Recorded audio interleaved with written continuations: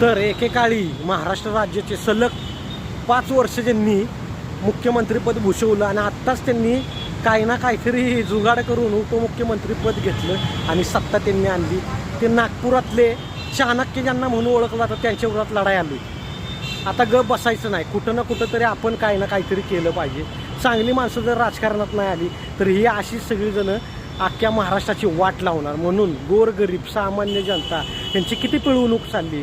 आता 1500 रुपये खरं बहिणींना दिलेत, पण ते 1500 चक्रव्याडा सकट समडं काढूनच लोकांकडनं वसूल करण्यात आता येत आहे. तेलाचे भाव बघा, दिवाळी चालली आहे, डाळी म्हणा, सर्वसामान्यांचं जगणं येणं एकदम निष्फळ करून ठेवलं आहे. आणि ह्यांचं सरकार जर परत आलं तर मग तर काय बोलायचं नाही. मग नुसते फटकेच द्यायचं त्यांनी, बाकीत चौकात आपल्याला नेऊन जसं इंग्रज द्यायचे तसेच. म्हणून आत्ता जागृत व्हा.